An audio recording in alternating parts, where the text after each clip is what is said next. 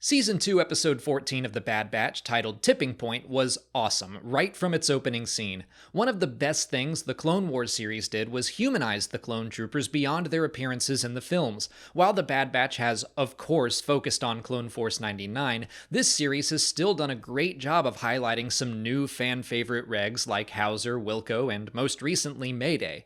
And while I love keeping up with Omega, Hunter, Wrecker, Tech, and Crosshair, I also think one of the best parts about The Bad Batch is digging into the fates of all the clones. Tipping Point gives the regs the focus, and I loved it. And what better way to make me immediately invested by revisiting Hauser, one of the first regs we saw rejecting his chip's programming back in Season 1. Even in prison, on some desolate world, he keeps his hair looking great. He and a couple other clones are being transported off-world, but a clone strike team including Echo and Gregor swoop in to rescue them. That sequence was awesome. The clone's ship comes equipped with something called a leech vessel, which is a small boarding craft that flew onto the top of the Empire's freighter and then drilled into its hull. So cool. Meanwhile, Gregor docked normally so the clones could board from 2 entry points. Of course, the clones make short work of the TK troopers fighting their way to the bridge before its navigational data could be fully erased. But the Imperial officer uses that stupid electric tooth thing to kill himself. Imperial reinforcements show up before Echo can decrypt the data, and they are forced to retreat. I thought it was a nice touch that just 4 notes of the Imperial March played as the Venator arrived. The Empire isn't at its full and recognizable force yet, it's still in that transition period, so we don't get the full march, just a hint. But we still check in on the growing Empire over at Mount Tantiss, the location the Imperial officer hoped to keep secret. Crosshair is still being held there along with several other regular clones. Dr. Hemlock offers him a supposed clean slate in exchange for information on how to find Omega and the rest of the batch. I still think he intends to turn Crosshair into one of those specialized clones we last saw in episodes 7 and 8, the clone with no identity. I think that's the clean slate Hemlock has in mind. He promises Crosshair's freedom if he'll help them find Omega, but I simply don't trust the man. Crosshair claims he doesn't know how to find them, so Hemlock brings in the expertise of Dr. Ball. The way they handle the on-screen torture is perfectly unsettling. Lots of noises and out-of-focus twitching from Crosshair. They let our imaginations do the heavy lifting for what's actually happening, making the whole scene much worse. On Coruscant, in Trace and Rafa's garage, Echo and the clones regroup with Senator Chuchi.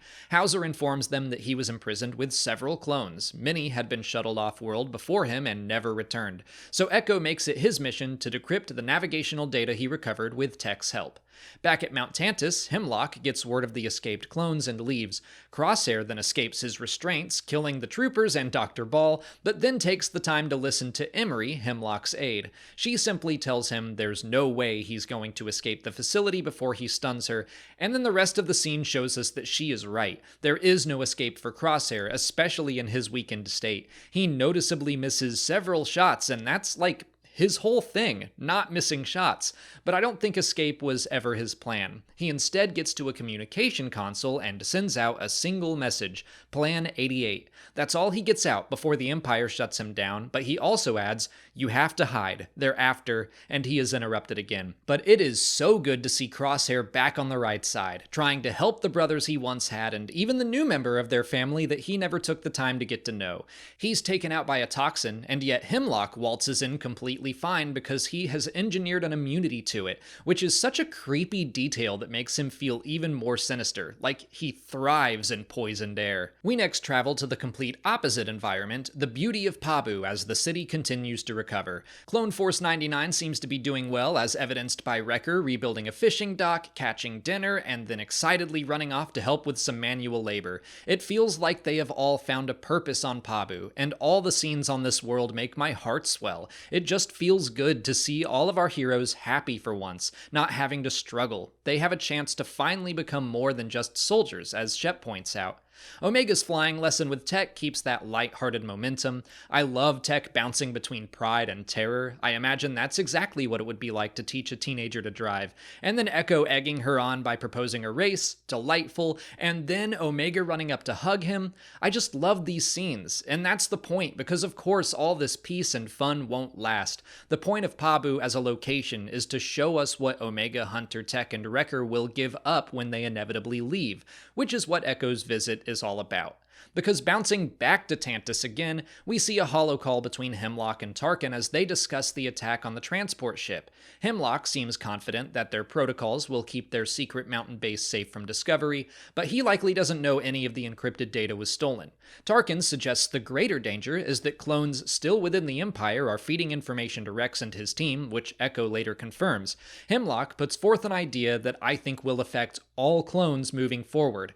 He says decommissioning problematic clones still leaves them vulnerable and that they should instead be sent to Tantiss so he can deal with them in other ways. Which is already grim, but at what point does that just become the default? How will the Empire discern which clones are supposedly problematic and which are not?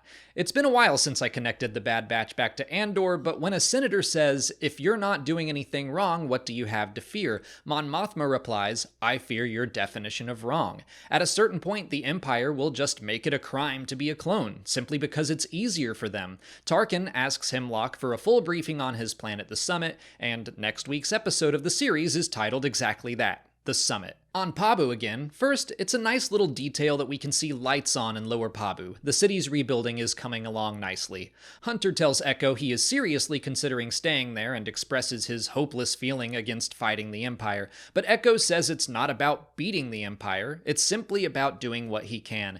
It reminds me of one of my favorite Qui-Gon Jinn quotes from Claudia Gray's book Master and Apprentice. "I don't turn toward the light because it means someday I'll win some sort of cosmic game. I turn toward it because it is the light." Or to quote a more recent book, I really liked this quote from Seer in Battle Scars by Sam Maggs: "Jedi can't judge everything based on success. We must judge our actions on whether they were right and in the service of the light." Echo isn't doing what he feels is right so he will win. It's about doing what's right regardless of the result, just because it is right. Which is in stark contrast to Dr. Royce Hemlock, whose full identity Tech discovers. We learn he was expelled from the Republic Science Corps due to his unauthorized and unorthodox experiments. In other words, he does whatever he wants and prioritizes results above all else. I was intrigued by Hemlock when he was introduced, but this episode has made him a great villain to replace Rampart. It's fitting. Rampart was like the public face of the Empire, showing up in the Senate, pretending to be reasonable while it suited him to get what he wanted. But Hemlock is the true Empire, doing whatever he wants unchecked and behind closed doors. Tech also found Crosshair listed among the Empire's prisoners and then discovered the Plan 88 message that was sent. They wonder if it was a genuine warning or a trap, which makes it even more heartbreaking that Crosshair's full message didn't get through. On Tantiss, one more time, the solitary clone again turns down Hemlock's offer of freedom in exchange for information. As he is tortured once more, we cut to Emery several times. I think the fact that Crosshair showed her mercy and stunned her is going to be important in the final 2 episodes. I think she will become an ally to whatever rescue attempt takes place. We're left to wonder what the Batch will do about Crosshair's message, but I can't imagine they will leave their brother to die on Mount Tantiss. They just need to find out where he's being held, which is still a mystery to them.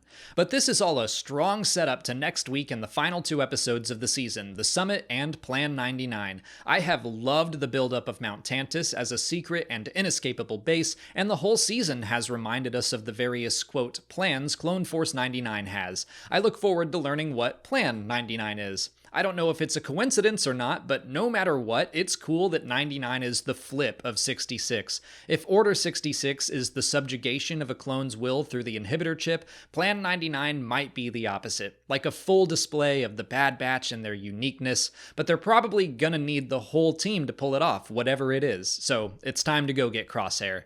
But now I'm just wildly speculating, so I'll wrap up. I thought Tipping Point was great. Let me know what you thought of the episode in the comments. If you haven't already, please like this video, subscribe to the channel to keep up with all our Bad Batch coverage, follow us on TikTok, Twitter, and Instagram, and consider checking out our Patreon page for video reactions and audio commentaries for every episode as well. As always, thanks for watching, and may the Force be with you.